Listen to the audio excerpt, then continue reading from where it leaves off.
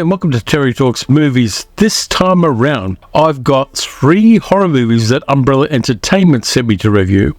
I got them yesterday and I've managed to watch 2 of them so far, but the third one I haven't, but I will watch it later. It's by one of the great directors of horror. Interesting premise, looking forward to it, but I just so happened to have watched the other 2. Before I get started, thank you to everybody for all of the love you've given me about Luna and her injuries and all of the trauma we had when she got impaled on a dragon's wing in the garden. She's much better. She's doing well. She's on the mend.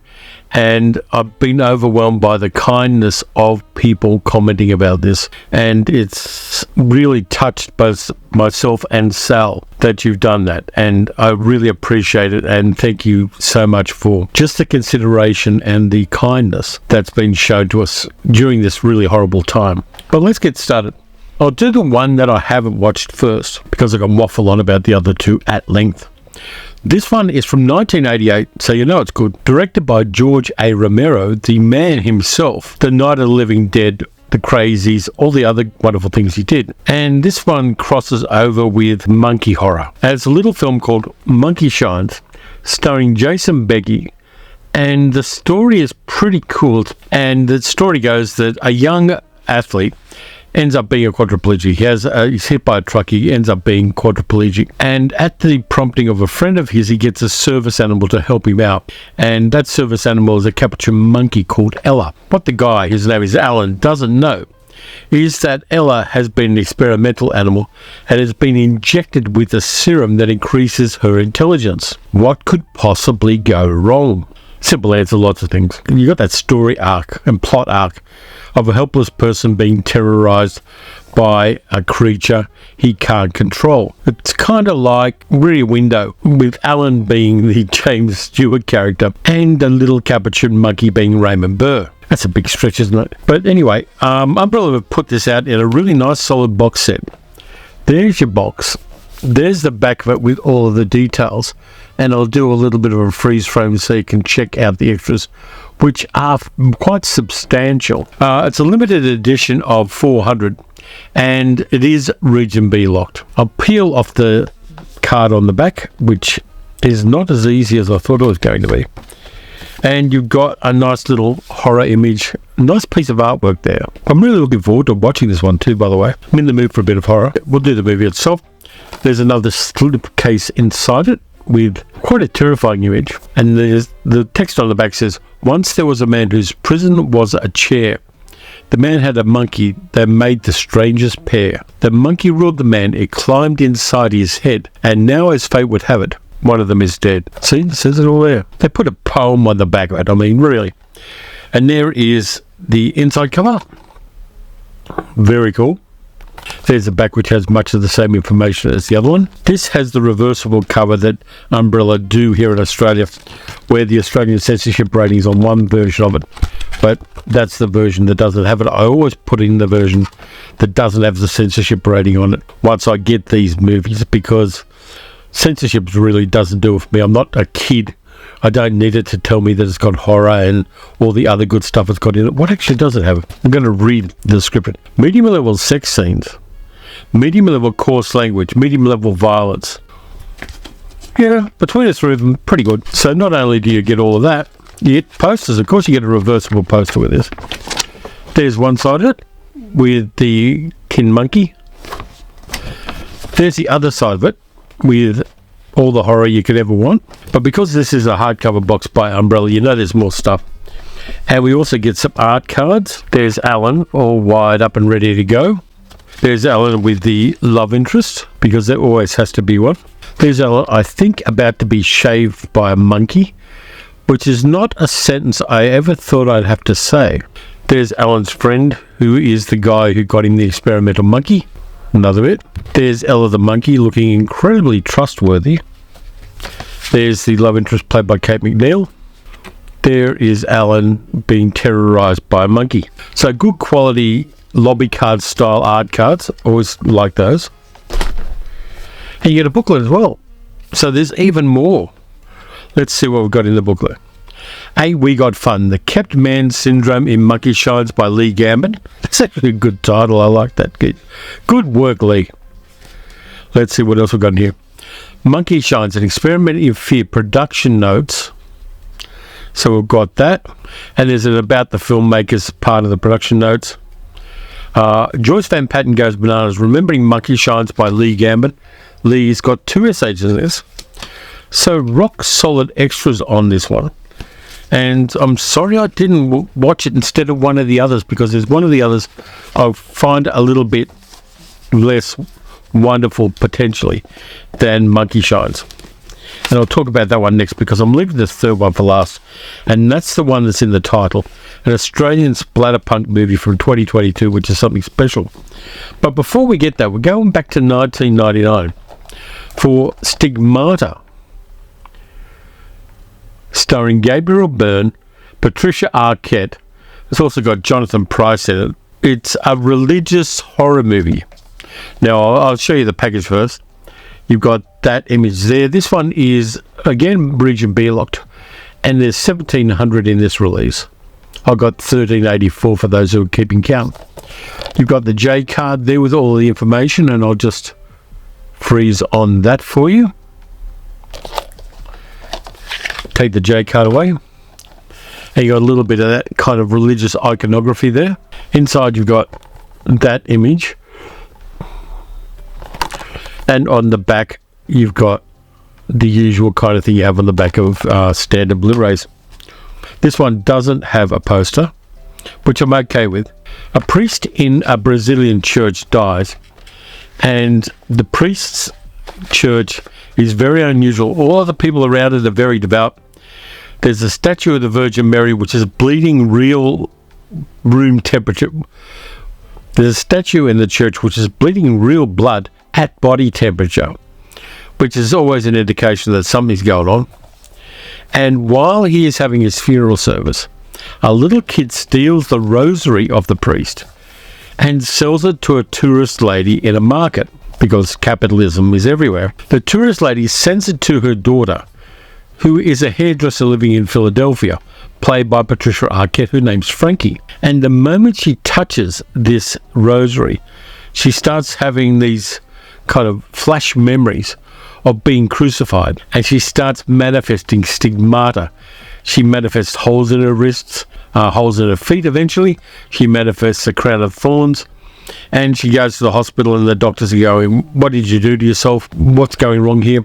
And she starts talking weirdly while she's having all these memories and these physical manifestations of the crucifixion of Jesus Christ. She asks for a specific priest, who is played by Gabriel Byrne, who's both a scientist and a priest.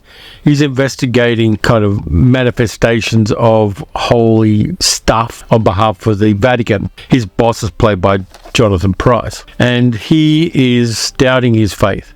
He doesn't have a lot of faith in God. He's a good-looking guy, and he's walking to the Vatican, and a whole bunch of sex workers are trying to chat him up. He says he's very flattered by that, but he kind of does a little bit of the Marcello Mastroianni shrug, and they go away.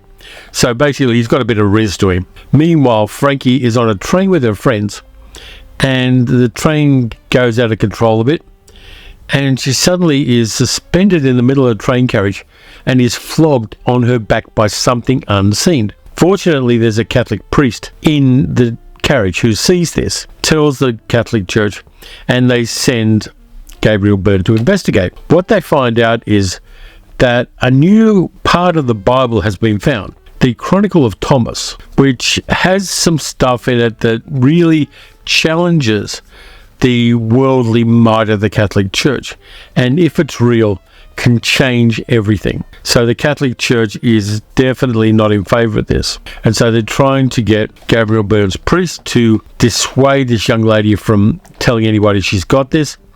She ends up going into a trance and writes the scripture on the wall of her apartment in Aramaic, which is a little bit of a dead giveaway that there's something else going on here. Now, the interesting thing for me in this movie is a horror story about possession, where the woman's not being possessed by a demon. She's being possessed by Jesus Christ through the proxy of this priest who is translating the original scrolls from Aramaic, and unfortunately drops dead in the middle of it and needs somebody to complete his work. According to this movie, Jesus Christ has got a priest to transcribe the proper word of God that the Catholic Church is ignoring. The guy Jesus gets to write it drops dead, and so Jesus haunts a rosary and gets a hairdresser from Philadelphia to complete it, even though that does require her to be tortured in the manner Jesus was. Not a nice guy. That's what happens, and it ends up where the Catholic Church is existentially threatened by Frankie and what she knows and what she's possessed by, and they decide to take action. Not going any further than that. It's a weird little movie, and I kind of like it for its weirdness. For the first 2/3 of the film, we're engaged with Frankie as a character. She's got friends, she's got a life, she's got a friend with benefits, she's kind of an atheist. So there's all of this kind of cool stuff about that character, which when it gets to the pointy end at the last third of the film is totally ignored. All of that character building for this character totally drops off a cliff, and that's my problem with it. No female agency in this. It ends up being a pissing contest between Jonathan Pryce and Jesus Christ. But it's still an interesting film. It was directed by Rupert Wainwright, who mostly did music videos, and it's got very kind of 1990s stylized, fast cut, crash zooms and all those other little tricks that music video creators from the 1990s put into their product. For me, the last third of it doesn't land particularly well. And the movie was nominated for Razzies. Gabriel Byrne was nominated for a Razzie for this and lost out to Jar Jar Binks. My good friend Grant Watson over at Fiction Machine thinks highly of this movie. I've got a few more problems with it. I think it's pretty well done up to a certain point, but then it drops off a cliff. But if you're interested, you should watch it. I know Kino Lorber put this out, I think, in 2015. But if you're interested in this kind of movie, where there's a theological aspect to the horror, it doesn't do it badly, but I just think the script needed a little bit extra toward the end to give the female character, who was the focal point of the movie for most of it, a bit more agency that she just doesn't get. So there's that one. I found it interesting, but it does have its problems. The third one is the least expensive of the three. It's a little independent crowd-funded movie made in 2022 in Adelaide, South Australia, the next state over in that direction from where I'm sitting. And it was originally done as a trailer for Monsterfest, and Monsterfest let it win the trailer competition that they had as a part of their convention. It's directed by Dick Dale and doesn't have really many people that you might know in it, apart from one or two cameos. And it may well be Australia's first Splatterpunk movie. If you like trauma films and you're into that kind of aesthetic, and you're into that kind of punk, blood and guts and gore and pus and transformations and weird stuff that Lloyd Kaufman's Troma films had. If you think Toxic Avenger and Romeo and Juliet, if you like those kind of films, you're going to love Ribspreader, which has got that beautiful Band in Queensland logo. This one is a hidden gem, and Umbrella have put it out in a region-free release. On the back it says, a new killer is stubbing out smokers on the streets of Murder City. If the cigarettes don't kill you, he will. I'll go through the package and I'll describe the movie, because this movie is such mad fun. It's a comedy, it's gory, it's silly, it's wonderful. There's a cover with some original artwork. There's the back cover, which has that wonderful all-region logo there in the middle of the screen. Again, this is a reversible cover. Let's see what it says. High impact blood and gore down there. So you'll know you're going to like it. And of course, we get a reversible poster with this one.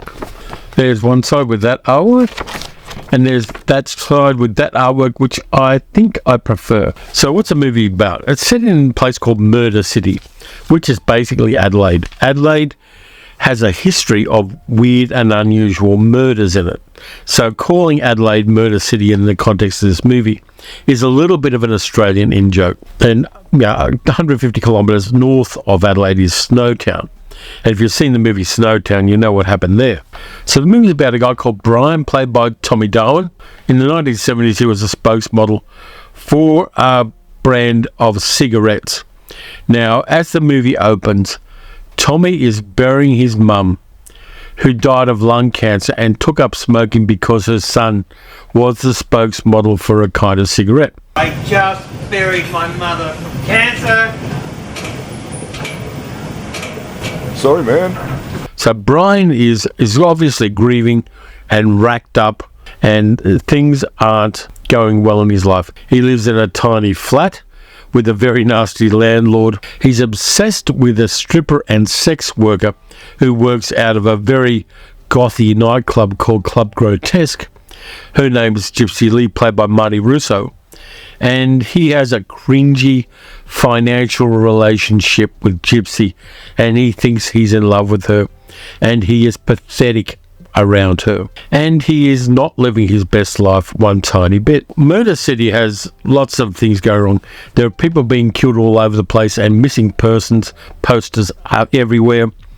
Everybody in the town is, from the kids upwards, basically psychopaths. Murder City makes Tromaville look like Toorak. So you got junkies, you got muggers, sex workers, drug dealers, sleazy nightclubs, tiny pubs where the brand of beer they have there is called piss. And piss is an Australian synonym for beer. Getting on the piss means getting on the beer. Brian wanders around the place and is diving deeper and deeper into psychosis. Now, just as Brian decides he is going to end things, he sees a billboard across the road from his apartment with an anti-smoking message and an anti-smoking logo with an anthropomorphic cigarette called Sigmund. And Brian talks to Sigmund, and Sigmund tells him that he's got to do something about smokers. And Brian decides he needs to do something about smokers.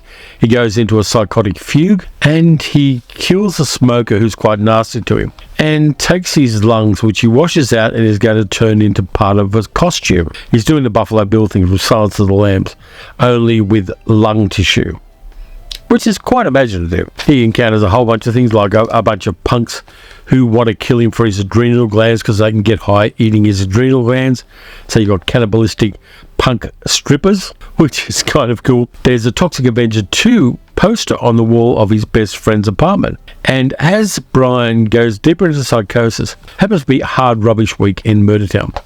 Now, for those who aren't Australian, Hard Rubbish Week is the week when people in a local council area put out all of their junk onto the nature strip outside the houses, and that then gets picked up by the local council and taken down to the tip and recycled, whatever else they do with it. Hard rubbish is also an opportunity for people to go around the streets and find all the cool shit other people are throwing out. It's a really nice little bit where people are grabbing everything off everybody else's hard rubbish in Murdertown. Brian finds stuff to make himself weapons and becomes Ribspreader. What Brian doesn't realise until he starts this new career path is that there are a lot of other serial killers in the town. There's a Grim Reaper type guy who is really, really sick beyond anything Brian can even imagine. There are a whole bunch of other murderers around, and there is an organised group called the Hand of Death, led by a very exotic woman played by a well-known Australian actress called Chantal Couturi, who cuts a deal with him, and he tells them he will kill all of their opposition, all of the serial killers who are part of their group. Chantal Couturi, you might have seen an Australian vampire film from the 1980s called Thirst. She was the person who was the protagonist in that. Nice callback. And you get all of these cameos start turning up as Brian goes on his psychotic merry way. You get Chad Morgan, who's an Australian country and western singer. He turns up in a cameo, which is very cool. He used to be known as the Sheik of Scrubby Creek, and he is dentally challenged, let's say. I'll put up a picture of Chad Morgan just so you can see him. There's also a very well-known Melbourne identity who cartooned for a long time and appeared in a whole bunch of very marginal punk bands in Melbourne, a guy called Fred Negro. He plays the police spokesman in this movie who's talking down the deaths that are occurring. And that's kind of cool as well. Very niche and very local. But if you're Australian, you know who Fred Negro is. It's very cool. And there are a whole bunch of other people turned up. Lawrence Harvey, not the Lawrence Harvey who was in the Manchurian Candidate, but the actor who was in the Human Centipede movie, turns up in a cameo as well because he happened to be in town when they were filming and he agreed to do a cameo for them. And then to just give you a cherry on top, there's a cameo from Lloyd Kaufman of Troma playing the mayor of Murdertown, and they've given Lloyd Kaufman all of these Australian idioms and Australian slang to do in a little bit of a interview that is done with the mayor of Murdertown. And seeing Lloyd Kaufman trying to get his head and his tongue around Australian slang is hilarious. It really does just add that piece of wonderful gonzo humour to this otherwise quite funny movie. And the weird thing is that Tommy Darwin playing Brian is at times quite sympathetic and pathetic. Yeah, he's cringy in every way. He's a guy grieving for his mum as well. So there's an interesting arc with that character, and we get to see that he is a man who has had a psychotic break because of grief. There are a whole bunch of different ways that the effects are done in this. There are a lot of really good practical gore effects and gunk effects, and the director Dick Dale, not the Dick Dale who was in the Beach Party movies in the 1960s, but Dick Dale, the filmmaker, he called in a lot of favours with a lot of special effects people he knew, and just got quite a high quality product out there with some really good special effects, some really out there punk bands from around Adelaide and other parts of Australia. And there's a climax to the film which takes place in miniature. They created the cars and the helicopters they needed and the parking lot they needed in miniature, because the guy who owned the parking lot that they were going to use outside their studio wouldn't let them film in the parking lot, so they made a miniature of it instead and did it that way. This film is a lot of fun. It really does have that Troma aesthetic, but it is something of its own, and it's something uniquely Australian as well. And I like what they did. The creativity is really admirable. Now, the extras you get on here are a feature-length audio commentary with Dick Dale, cinematographer Hugh Freitag, and the star Tommy Darwin, a making-of featurette, which is really good. I watched that one. Some random VFX with Rob Englander, who did those. Flames of Death stunt sequence, Dick Dale short films, Kickstarter videos, image gallery, trailers, Dick Dale radio interviews, and music videos. So there's a lot in here. And Ribspreader is, if you're a Troma fan at all, if you're into Splatterpunk, if you're into comedy horror, you're going to want this one. It really is something I knew nothing about when I ordered it from Umbrella, but it delivered incredibly well when I watched the trailer and then when I watched the movie. It is a lot of fun. This is the second collaboration that Umbrella have done with Monster Fest, and I want to see more of them as well, because they're bringing deep cut things that don't get much love and really do need a Blu-ray release to find a larger audience. And I think this one will get that. This one doesn't have a limited edition. I don't know how many of them they pressed, but I recommend you go out and get this one, because it is just such wonderful, transgressive and naughty horror fun. Gore, guts, strippers, sex workers, lucha libre bouncers in nightclubs, and a lucha libre owner of a nightclub. You get to see a little bit of a city in Australia that you don't often see in movies, or you don't see often enough. You did see it, of course, in Talk to Me, because that was set in Adelaide as well. But Ribspreader, hidden gem, and I really like what it did, and I want to see Dick Dale get some money to make another film. This one all up took him 9 years to get made, and it is really popular with the people who've seen it. On IMDb, it's got an 8.1, which blew my mind when I saw it. And I think that you should really try to get a copy of this film and enjoy it. And it is just such gonzo wonderfulness. So that's it for this time around. I've got Science Fiction Saturday coming up at the end of the week, and I've got a couple of things going there, which I'm looking forward to. I am going to be working through the end of the year season. I've even got myself, reaching a diary for 2024, where I'm already writing down the things I want to do on the channel and the movies I want to cover. It's a very atypical move. I'm actually getting organised and not doing things at the last minute, which feels weird, but I'm going to go with it. I'll give you a 1 second view of what I'm going to do. There you go. So that's it for this time around. Thanks a lot for watching. If you enjoyed the video, please like, subscribe, hit the notification bell, leave a comment, or even just an emoji. Let me know which of these three you want to get. You can also support the channel by becoming a channel member or by donating at patreon.com/Terry Talks Movies. The year's ending pretty good for the movies I'm seeing. And one of the others I'm going to see. Friday I've got tickets for an 8:15 session at the Reading Cinemas, the one I've already shown you on the channel. I'm going to, for the very first time in my long, long life, see Die Hard in the cinema. Reading Cinemas are showing Die Hard on the big screen, and I've never seen it on the big screen. So I'm looking forward to that. Let me know if you want me to do a little bit of a video after I see it about what that experience is like.